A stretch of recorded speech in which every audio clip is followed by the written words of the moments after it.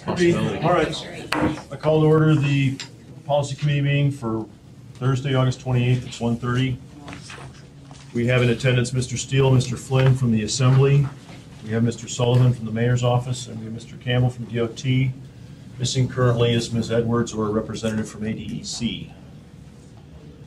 Craig, can you start us with our public involvement announcement? All of AMATS meetings are public meetings, and the public is invited to comment on all of our topics. If we have a business item, we'll have presentation by staff or consultant.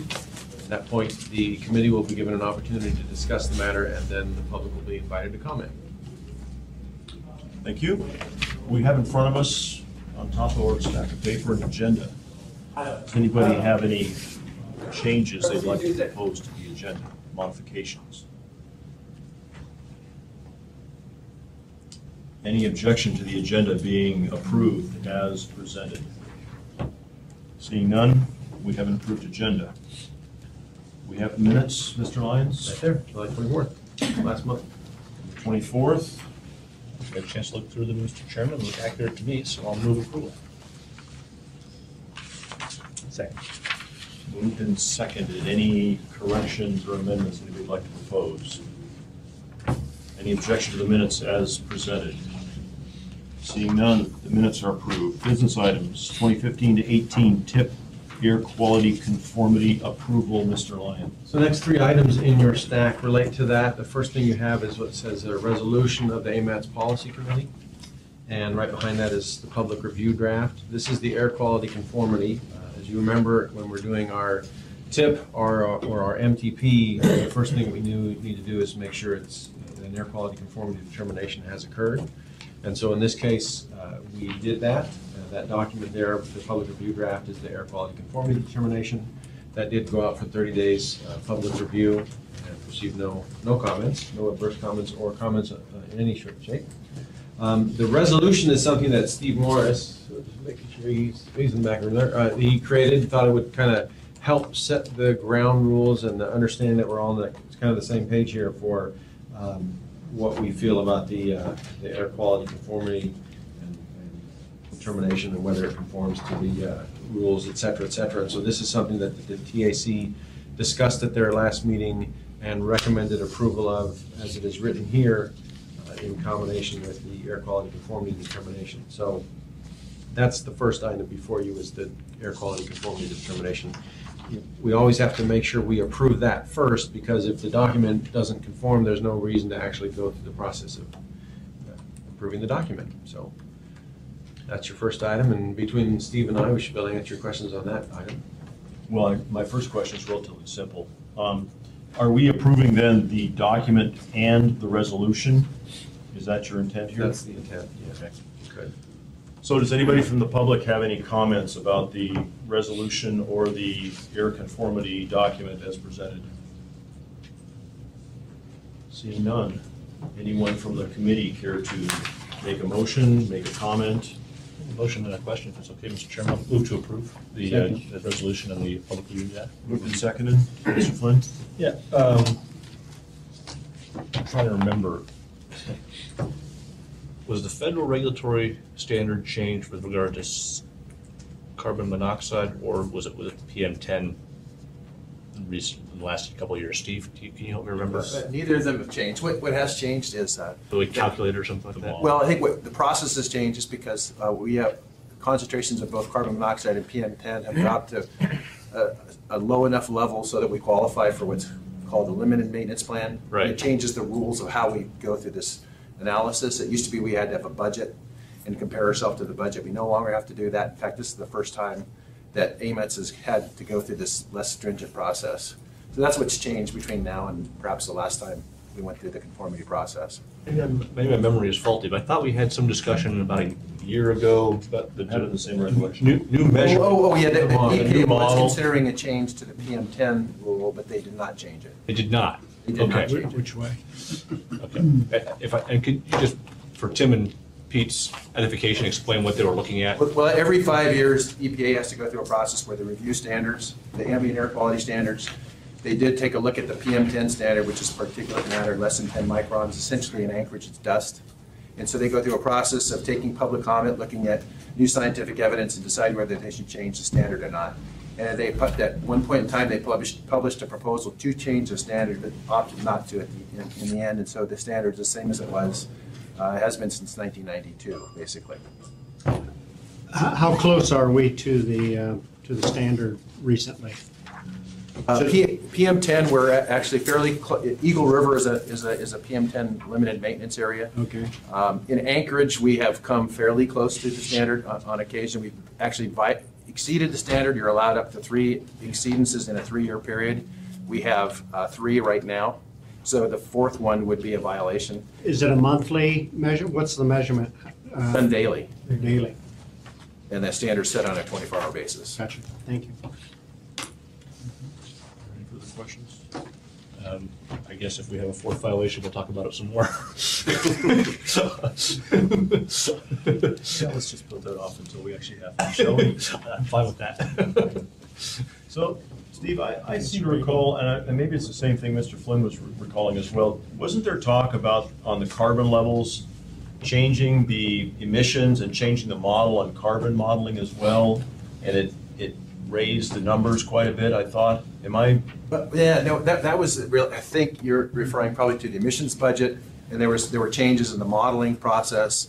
But that's really kind of water under the bridge now. We don't have to go through, and Alice can attest to this. We don't have to worry about the emissions modeling process anymore because we're in a limited maintenance area. Great, thank you. Mr. Campbell? Yes, sir. Can we, for the record, just show that Ms. Edwards arrived?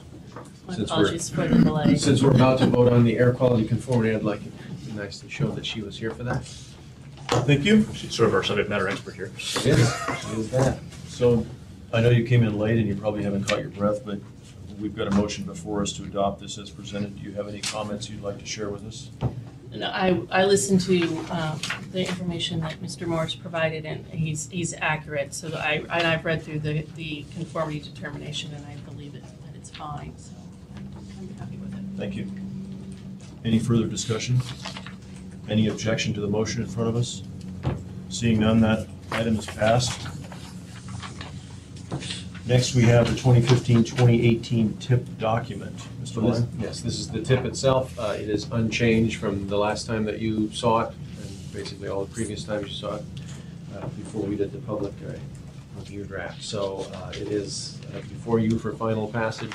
Should be fairly familiar with it. It's the next 4 years of actual capital projects, et cetera, that AMATS plans on doing. Subject to modifications as we go forward. There's that possibility. Okay. Anybody from the public care to comment on the proposed TIP? Seeing none, anyone from this committee care to make a motion or a discussion topic point? Mr. Sullivan. Yeah, as you're aware, there's been a good effort by the Fairview community to talk about what happens with the Gamble-Ingra corridor, and because certainly in our tip we talk about the Ingra-Gamble couplet extension and other things, there may be a point of conflict in the future. They want to, of course, narrow Gamble down to 3 lanes, and this body certainly can have to be aware of those efforts, especially if at some point Cavada happens and the Ingra-Gamble couplet happens, whether or not it would make any logistical sense to downsize a major corridor. So clearly it's in our tip now, the couplet, and so it's just there may be a friction point somewhere down the road. Can I expand on that a little bit? Certainly. Mr. Campbell, Mr. Chairman, you're probably aware the governor visited us in Fairview last week, and I think he heard pretty clearly that the community really wants a decision made about what we're doing with regard to highway. We're at the end of the process with the tip here, so I'm not going to try to amend it now. But I think as we bring the next iteration forward, I think we would be well served by considering replacing this Gamble study with a study of the planning process for how we're going to connect those 2 highways, so we can have some certainty going forward. because it's a real impediment to redevelopment of the area. And I don't think it precludes an Ingram Gamble extension into the Whitney Road corridor, but I do think the community really needs that for moving forward. So. Certainly look forward to any new administration taking office, taking strong leadership on this issue at statewide level. Noted, sir.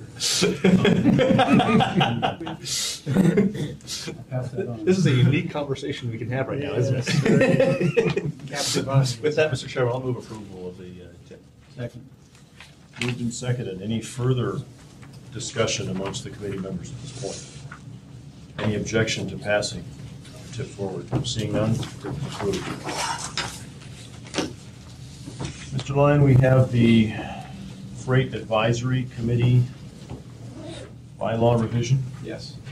So I believe last month we took up the air quality bylaws, and the main focus, the revision, and the main focus of that revision was to strengthen the idea that any suggestions, any recommendations, et cetera, from our advisory committees, in that case it was the first one, the Air Quality Advisory Committee, that are going to go to the policy committee must go to the TAC for adjudication, so that the TAC has the ability to provide recommendations on those suggestions before it gets to the policy committee. And so you approved that at your last meeting.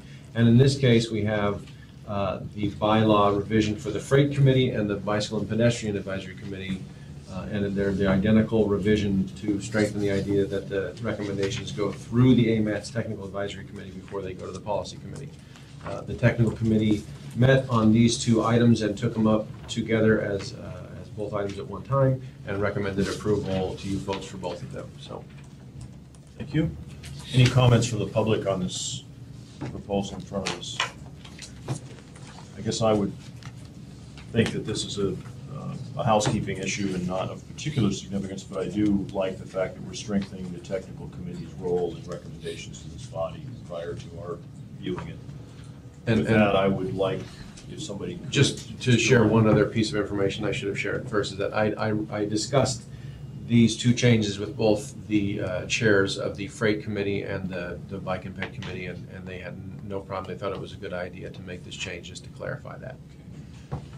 so I'd have no problem moving both these things together if anybody would care to make a motion to that. So moved. Moved and seconded by Mr. Steele. I believe. Any further discussion on these items? I'm just glad we're not doing it when I was on the Freight Advisory Committee. I'm going to take it as a personal slight. Understanding your previous role, Mr. Flynn, any objection to passing these things? No Seeing none, learned and grown at your age. Good. So now we have the third quarter OB report. Mr. Lyon. That will be, Mr. Boyle is going to present this. Mr. Boyle from DOT. Good afternoon, Mr. Chair, members of the committee. James Boyle, Department of Transportation. I have this item and also the next agenda item, so I'll be running you through these two. The first one is our third quarter obligation report. I'm sure you're very familiar with seeing the obligation reports. This one actually is our second and third quarter, since I didn't bring the second quarter one, I just combined these two. And so, just real quick, for anyone who maybe new or doesn't remember, what we try to do with the obligation report is just, it gives us a snapshot of real time, like how's the financial situation going, how does this compare back to the tip? So we use this to go back and clean up the tip and make sure that we are obligating the dollars we're supposed to be obligating and staying within our percentage allotment that we have adopted for the report. Real quick, the orange line basically shows this is what we have listed in the tip as projects and what money is there and how much we should be obligating for the project. The green, the middle column, shows how much has been obligated, or if a project is closed, how much has been de-obligated from that project. The blue one shows what we anticipate to happen within, say, the next quarter. So for this particular report, there's three projects that I guess I would highlight that we had to make changes to, either due to cost overruns or moving projects out. The first one was Eagle River Road. We had to add some additional funds to that one for cost overruns in terms of the repavement project. The O'Malley Road reconstruction project, we had to push that out to 15. So we had that 4.3 million that we needed to move around to cover some additional costs for other projects. our pavement replacement program. We had some projects in there that we needed to put some dollars towards. And we were also able to add another 2.6 million into the Abbott Road project for right-of-way. So those are really the four big changes that you'll see in this obligation report. And then if you flip over to page 5, this is where it gets to, I guess, the meat of the matter here is, where are we at for this quarter? How are we doing? For this particular quarter, we are a little bit over obligated this time, but we're still within that plus or minus 5% of where we should be for the third quarter. So that's, in a nutshell, where we are. And of course, with over obligations, we hope that by the time we get to the fourth quarter, we'll be able to cover all the costs either through de-obligations or other means necessary. So that's the third quarter report. I will try to answer your questions if you have any. And then after that, like I said, this automatically relates to the next agenda item, which is the modification to the tip. Okay, so let me see if does anybody from the public care to make a comment at this point on this document?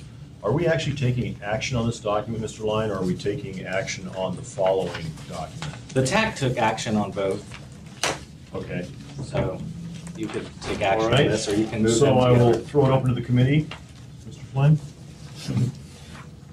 I'm just curious, it's hard to tell, about how much of FY 2014 spending is advanced construction funds? Ooh, So you that's- see the 11 million for Dowling Road. Right. That's a good question. I'm not sure off the top of my head, but I can try to calculate it and get you an answer for the next meeting, if that would be okay. Yeah, I'd appreciate that. Just nice to know Sure. how far behind we're starting in FY 15. I could certainly do that for you. I was looking through the tip we just approved, I saw we're also advancing some funds into 15 and 16 from out years. Yeah, there's Just wanna- quite a few AC, so Yeah, I understand. Good for that. Okay, thank you. Good comment. Mr. Steele, any comments? I don't, no.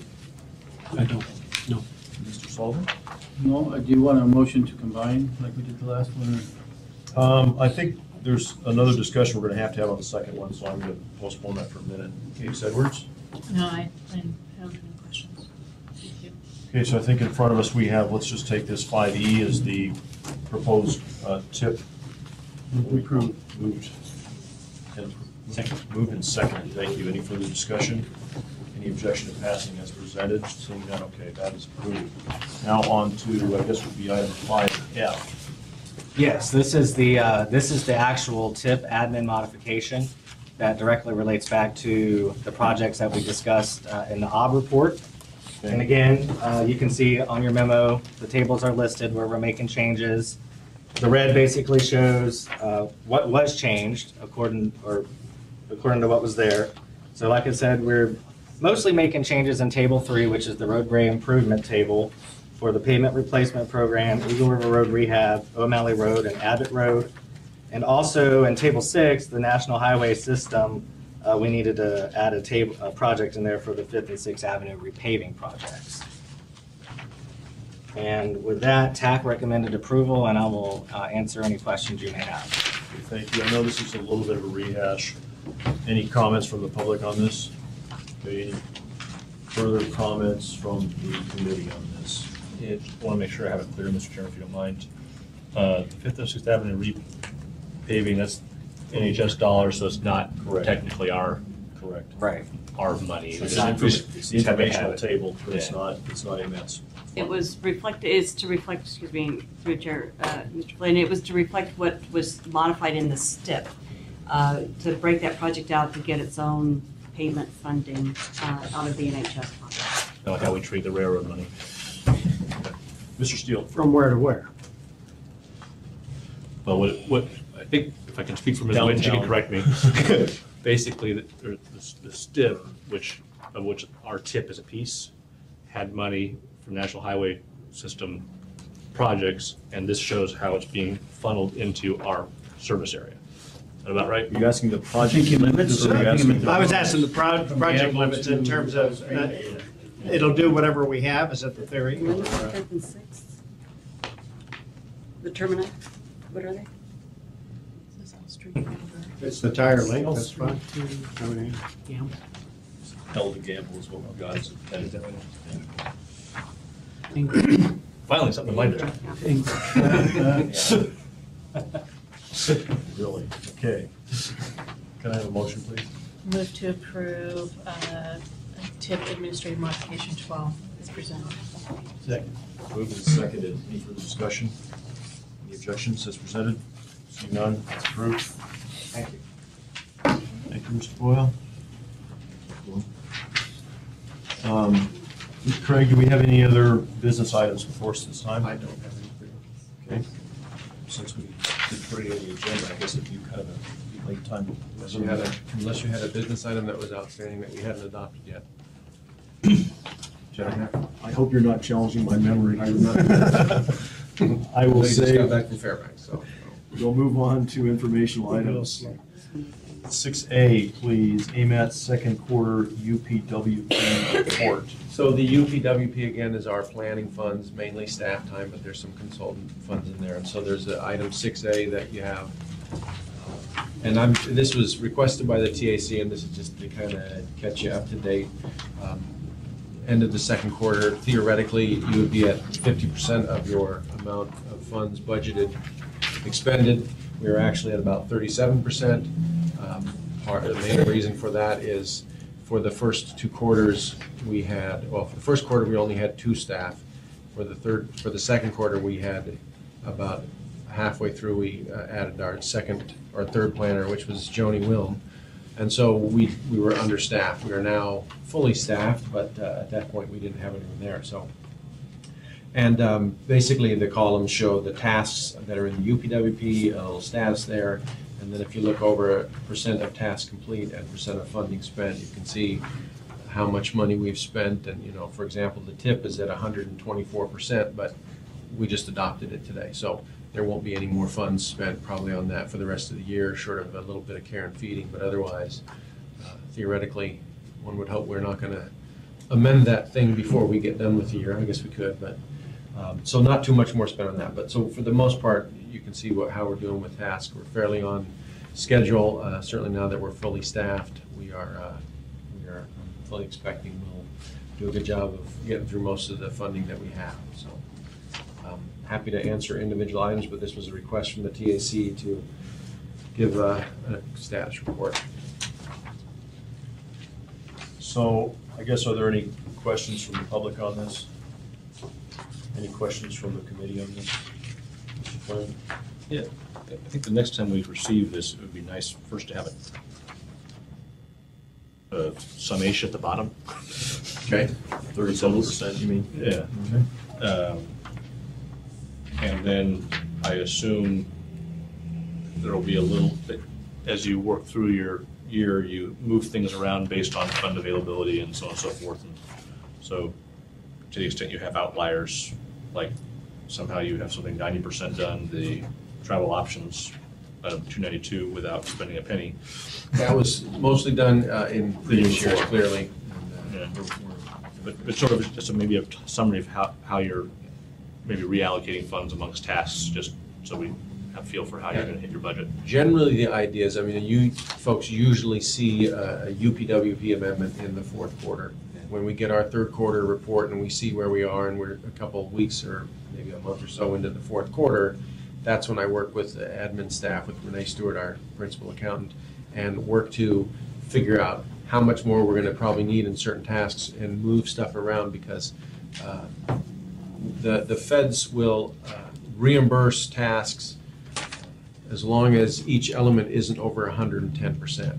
So if we get to all of the hundreds together and we're at 115%, but in the 200 element we're only at 70%, we will move money out of that 200 element up into the 100 element, so that we make sure that all of our work is reimbursed. Because otherwise, if we're over that 110% mark, the city has to use either property tax money or bond funds to cover the difference. And if we were able to do an amendment, we take care of that. And so it's usually the fourth quarter when you see that sort of thing. So the next report would be a good time when you would see that and be asked to make some movements.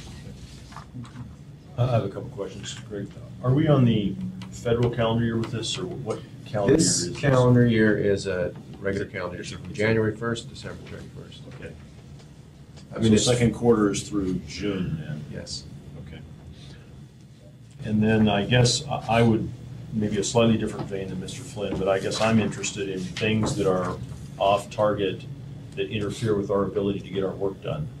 And some of these things, I think, are more critical than others in terms of federal compliance or in terms of our own procedures that allow us to modify the TIP in a reasonable time frame of those things. And I guess I would ask that any of those things which are in this table, which look like they're running off schedule in a way that could impact us later, are the issues that I would like to see brought forward to us in a timely fashion so that we can address them prior to hearing it's too late. Yeah.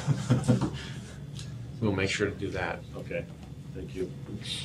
Any other comments, questions? Thank you. Next up, we have the AMATS Household and Travel Survey update.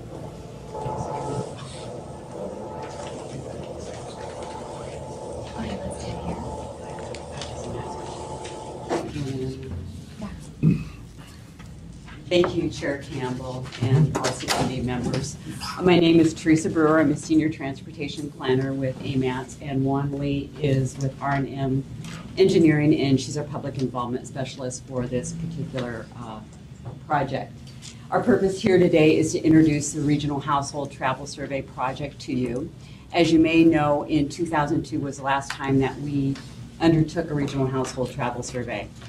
And if the only thing you take out of here today and remember is the reason we're doing this is to not only inform our travel demand model update, but to understand travel behavior in the region. We select a consultant, RSG. They've done over 40,000 household travel surveys during the past 4 years. They're also doing work on the transit surveys and the model update. And Chloe Ritter and Elizabeth Green and of course, Juan Lee are serving on the team at this time for the household travel survey. Juan will discuss some of the ways, what we're trying to collect, the public involvement, and I'll discuss the project timeline and what we're obtaining. Okay, so first of all, what is a household travel survey? It basically captures comprehensively every household's travel and all the individuals in that household over a 24-hour period on a weekday. So kind of your typical travel on that one assigned weekday. And basically capturing that data will help us inform future long-range transportation planning that Teresa mentioned, the travel demand model update and then the MTP update in the future. So the survey data collected is at the household, the individual, the vehicle level, and the trip level, the 24-hour period that I just mentioned. Household is everybody that lives together under one roof. The person level data is your regular census questions, age, employment, income, those kind of information, so we could analyze it against the census data that's already available. So just to keep this high level, because of time constraints, I'm just going to breeze through a couple of these slides really quickly. Just the household level data again that I mentioned. Here's a screenshot of what the actual survey entails.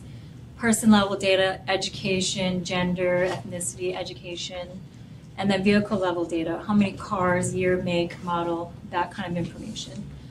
And then obviously the main part of the survey is the trip level data on that one day. What did you do? Where did you start? Where did you end up? How many trips did you take? Who you took with you.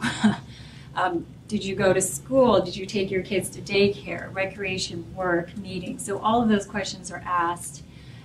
We also ask employment questions and long distance questions as some of the extra questions that will help inform future planning as well. Trying to keep the burden of the survey down to 10 to 15 minutes per individual. We try to really streamline some of those extra questions. You know, as you're telling people you're doing this massive survey, everybody has questions that they also want to ask that they could kind of piggyback onto it. But Again, the focus is really for the transportation demand modeling in the future, the MTP update, and of course, local planning. So you might wonder, how is the data collected? And what we're doing is we're going through the United States Postal Service and we are obtaining their database list that's updated monthly. And the reason we do that is because it's relatively accurate. We can geocode and we know approximately where the people are making their trips from, but also landline is not an effective way to survey folks now. Most people have cell phones. So as part of our outreach, we are doing translation in several languages, Tagalog, Korean, and Spanish. And then also we're sending out postcards, pre-invites, reminders.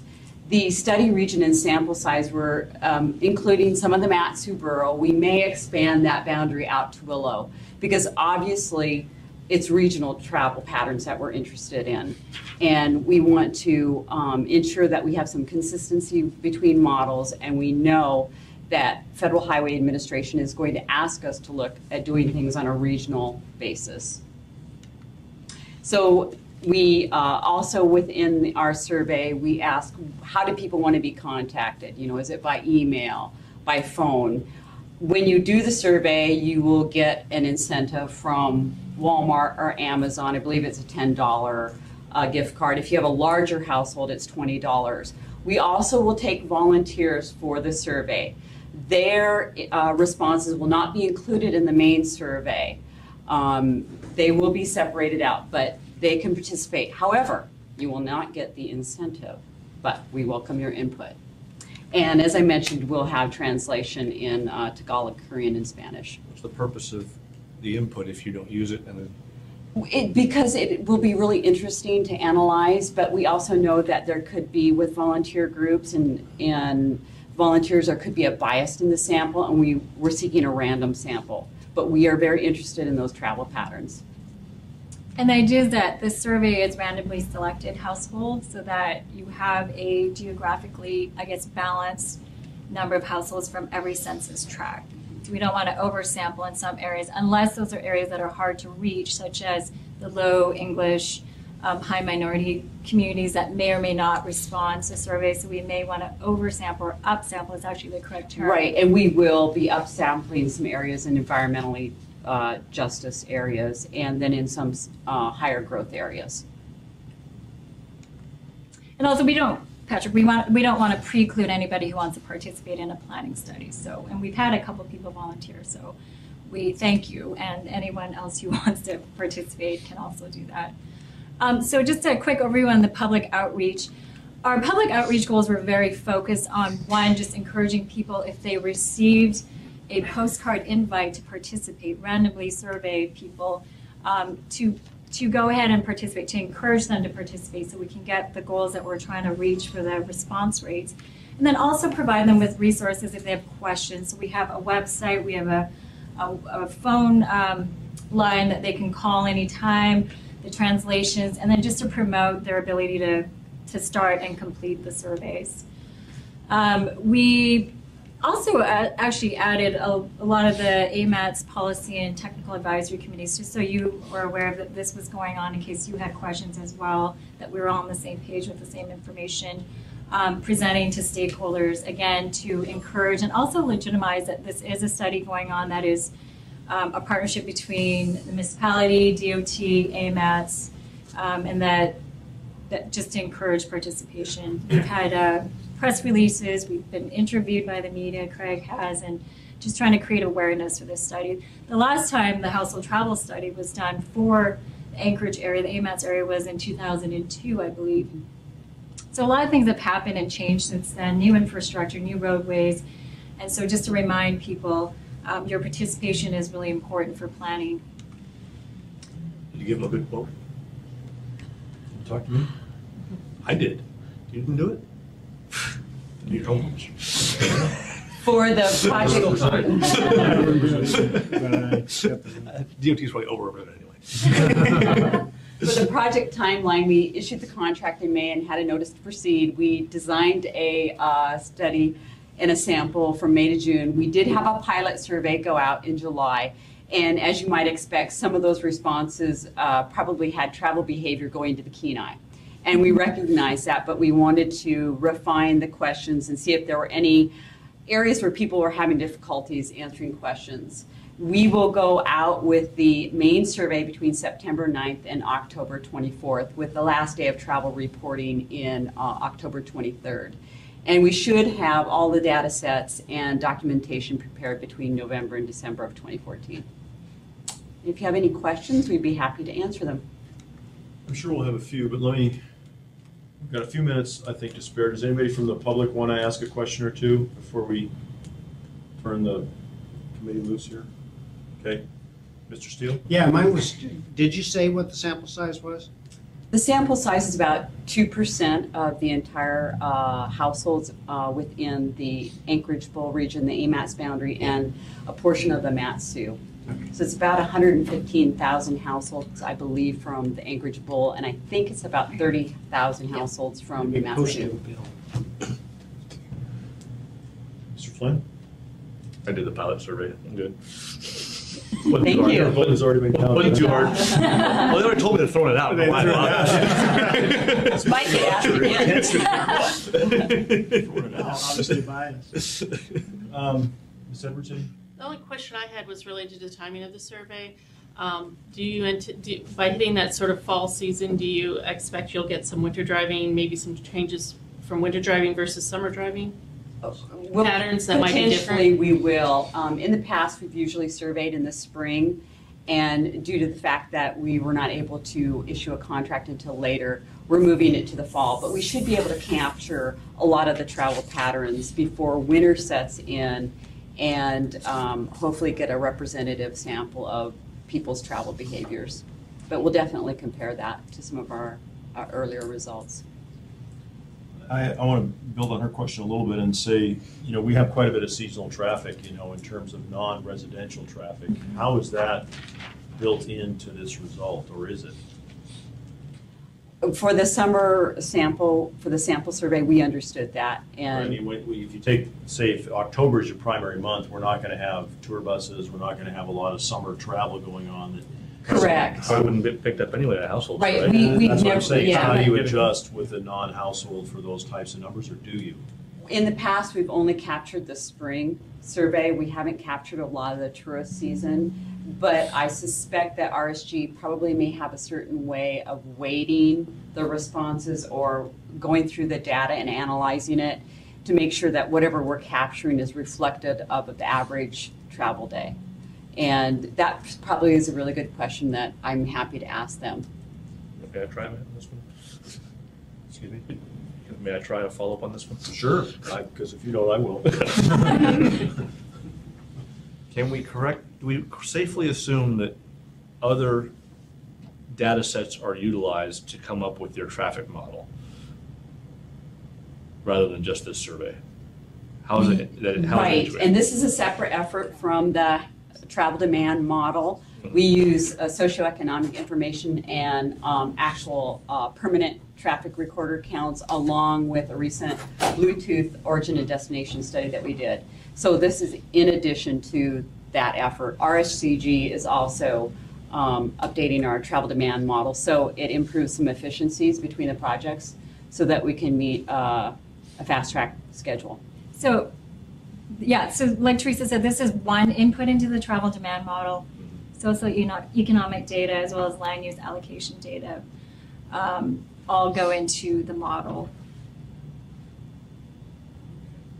So I've got another follow-up question. Is this required to develop our TIP, for example? Do we have to have this survey completed every X number of years, or is this just a good idea that we do this because we think it rounds out our traffic data?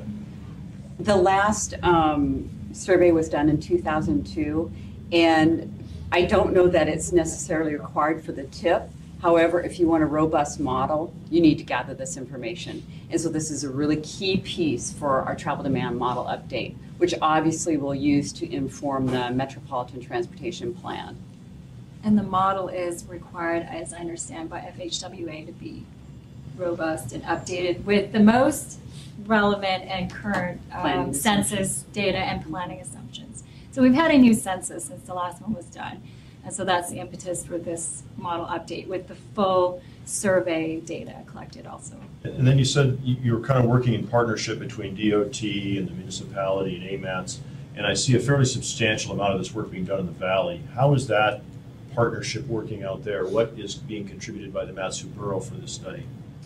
The Matsu Borough, when we approached them and worked with Emerson Kruger and Alan Kemplin at the time, indicated that they were not able to provide any financial support because it did not meet their LRTP schedule and deadlines. However, we feel that in meeting the federal requirement of coordinating with other agencies, that would be a really good idea to talk to them, let them know that we're working on this. They are providing their model for the Matsu Borough to us and some data. It would have been great to partner with them, but it just didn't happen this go around. Okay. They have a very payoff, Mr. Chairman. I'm not going to go any further with that line of questioning. I just see myself getting more frustrated if I go any further. So, Isn't that part of your region? self-preservation, I will cease. Okay, unless anybody else has any further questions. Thank you, ladies, very much for your Thank you. presentation. It's quite informative, quite interesting. $12 million to the. Mr. Flynn, his region includes the northern region now too, right? Yeah, so you got the whole rail belt. Got everything. I think from here to Fruita Lake. You'll Pile on, anywhere. kick a guy when he's down. Sure.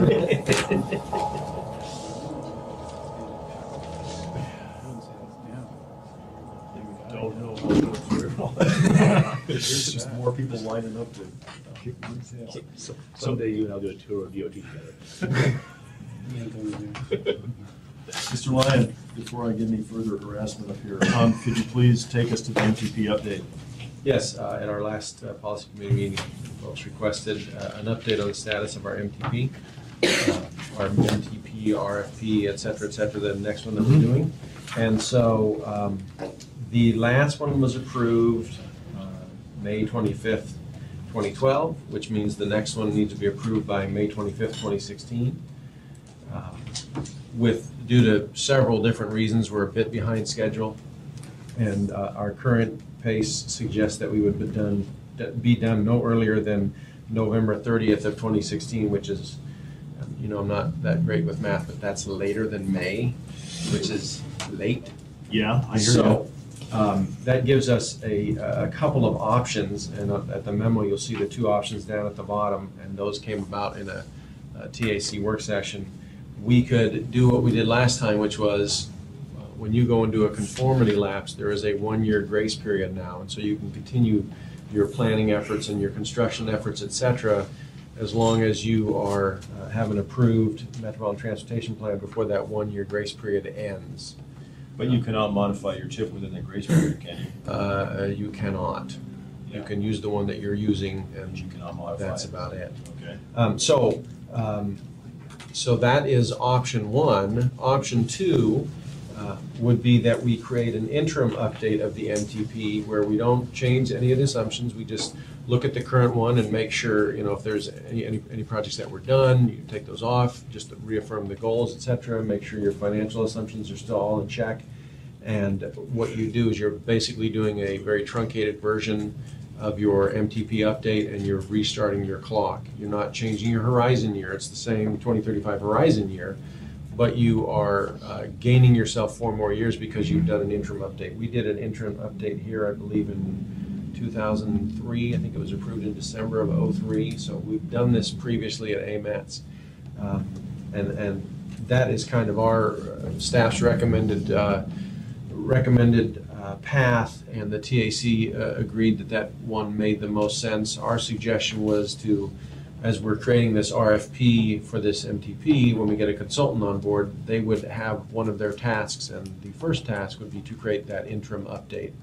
Get that approved as quickly as possible so that we don't have to worry about blowing our time frame, because again, November 30th would be before that 1-year grace period expires, but as you know, any number of things could get in the way and put a fly in the ointment and slow us down, and then if we get past that May 25th of...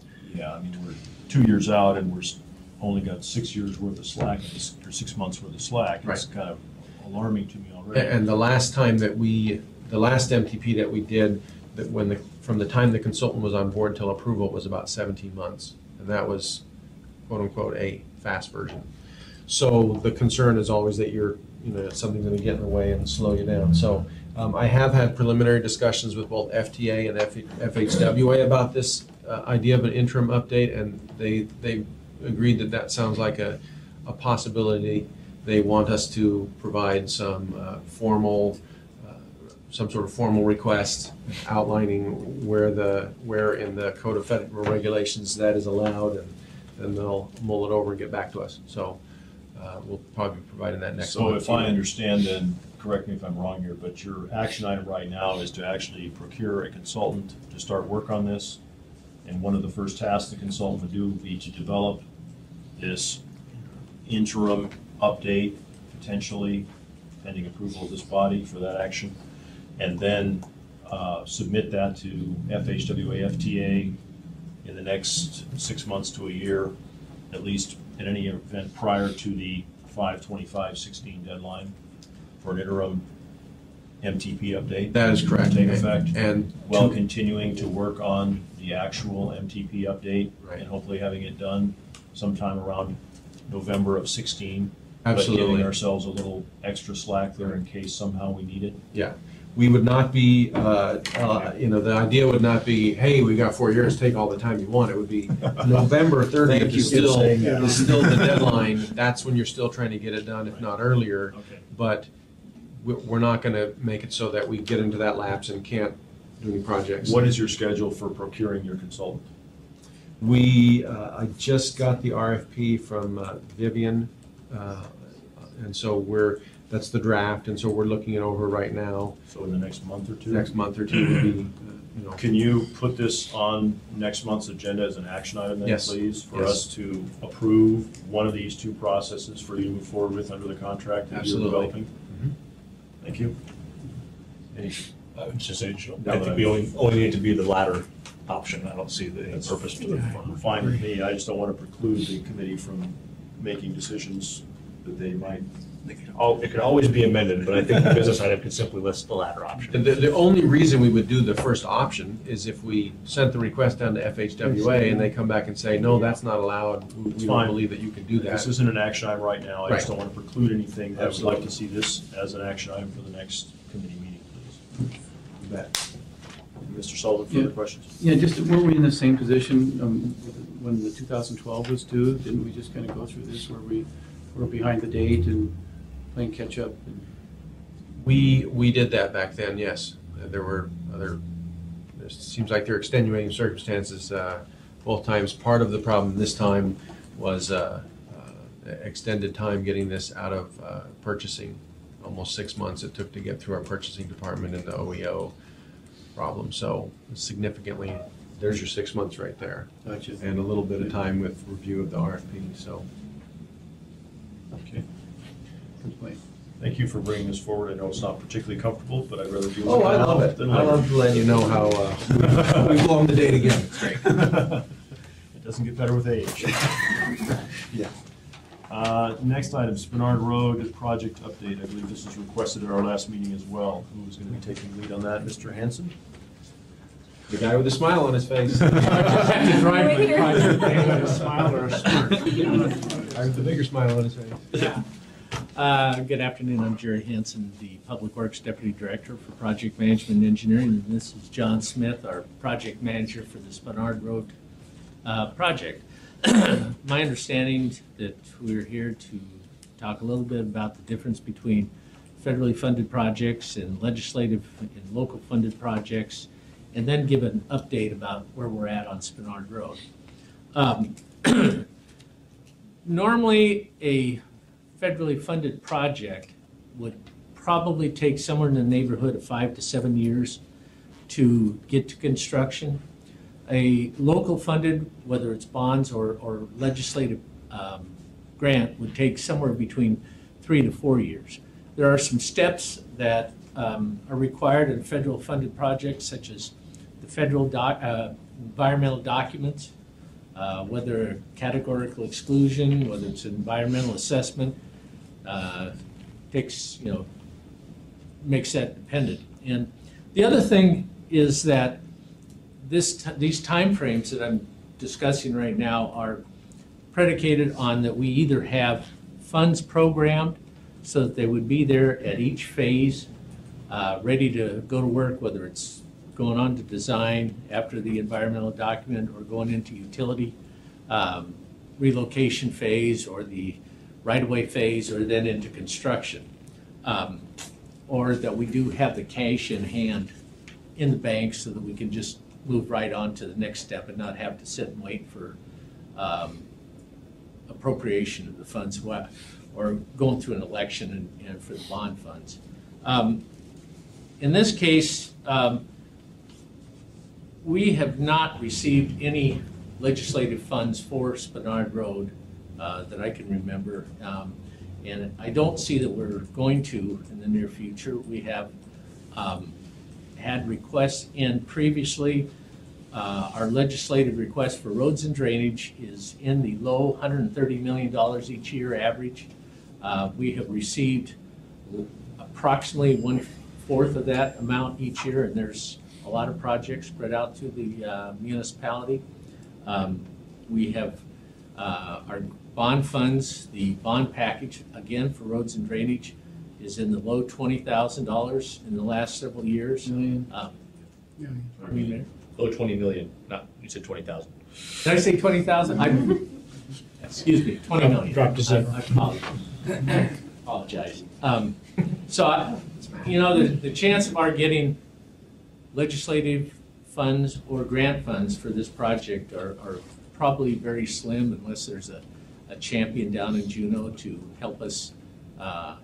So I think that's why a lot of people want to go with the federal funded process. It's may take longer, but it probably would get the job done faster in the long run because of the lack of funding. And I'm going to turn it over to John to let you know where we're at with this project in particular right now. Okay, yeah. Thanks, Jerry. My name is John Smith. I'm a project manager there at Project Management Engineering. And we haven't really been idle on this project, excuse me, although it may seem that way. We've had a lot of public involvement. We've generated a lot of controversy, but in so doing, we've actually made a decision. We're been directed to move forward with converting Spenard Road from Hillcrest to Benson Boulevard to a 3-lane section. And we've had a lot of discussions with businesses, property owners, community councils, all the stakeholder groups, bicycle clubs, pedestrian user groups, that sort of thing. We think we have a pretty good plan to move forward. In fact, we still have a business and citizens advisory group that we plan on reconvening once the federal aid process starts. In anticipation of starting the federal aid process, we've had an initial meeting with the DOT appointed project manager. We have forwarded our design contract to DOT for review to make sure it's compliant with the federal aid process. Once that certification occurs, we'll be ready to amend that contract to incorporate what's called preliminary engineering or the environmental phase, and then we'll be sort of off and running. There'll be more public involvement. Once we get through the environmental phase, we'll be moving forward with design, and hopefully there's not too many hurdles to cross, and we can get this thing advanced quickly. Be happy to answer any questions. I suspect there will be a few.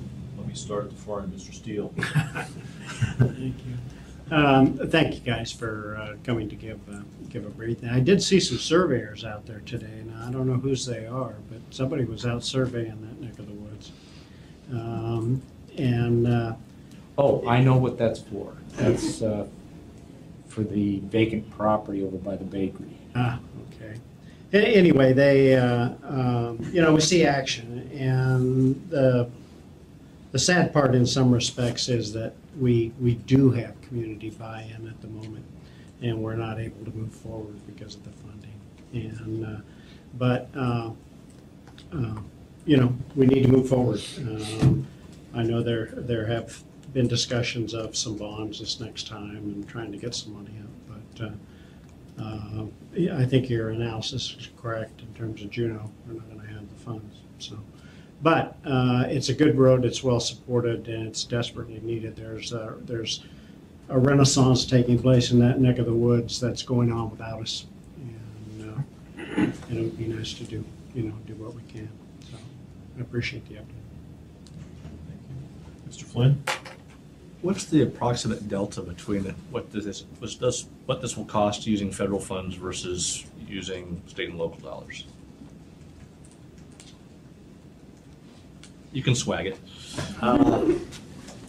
Within a zero. What's an environmental document cost? You know? Well, I think we have an estimate for that, or a ballpark. I think the environmental document is probably going to be in the neighborhood of $3 million to do the environmental work. Could be more, could be less, depending on. On top of the 16 that we had before, excuse me? Yeah. And then time lost, Well, inflation. Probably a year or more, depending on what type of environmental document that we have to go through. Can't get a CADX versus a. no, it's an environmental It's assessment. an EA. You wouldn't have to do an EIS for this for any reason, would you? No. Okay. I would hope not. That would go increase the cost. Yeah. There's no belugas. And just for argument's sake, let's say we did come up with some extra money in this year's road bond, or I guess it'll be next year's road bond. How hard is it to get off the federal track and go back to the state and local track?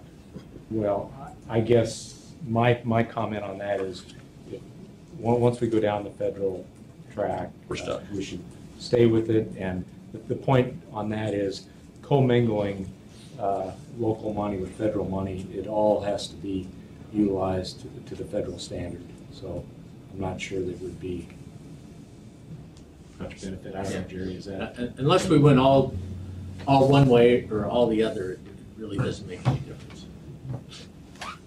Mr. Steele again. Do you expect any change in the plan due to going the federal way, or is it just the environmental requirements in there? I mean, is the plan going to change because of the federal process?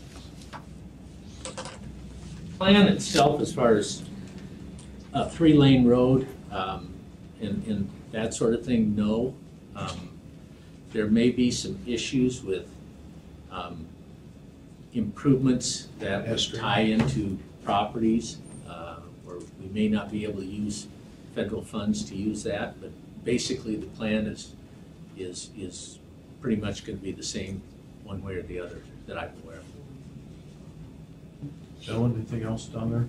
Mr. Sullivan? Yeah, what's the status of the lot next to LawMex that, I know the owner was not particularly willing to sell if LawMex was still there, but now that ownership has changed, are we still looking to acquire it, or is the new owners of the LawMex building acquiring it? There was an offer made to purchase that property from the owner, and it was not met positively, and the offer is still there if the owner wanted to sell, but at the price that was being asked for, it just was. Every time that we made an offer, the owner raised her price significantly, and we said, okay, we'll keep dropping. We'd raise our price to match her offer, and she'd raise it up again. So it got to the point where it's, we didn't see any benefit in going ahead with that. We'll see what. There may be an opportunity now that LawMex is been sold, and the new owners may purchase it, or we could. Very good. Anything further, Mr. Sullivan? No, thanks. Ms. Edwards? Any questions?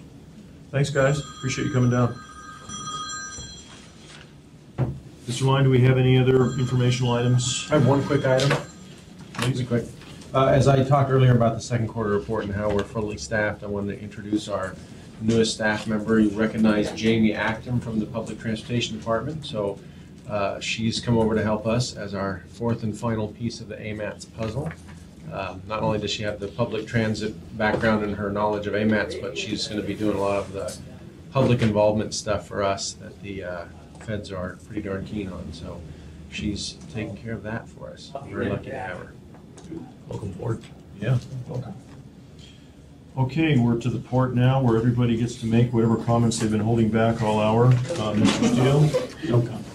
Mr. Flynn? Mr. Sullivan? No comment. Ms. Edwards? No comments today. And none from me either. done. Technical committee meets September 11th. Our next policy committee meeting is September 25th, right back here. We are adjourned.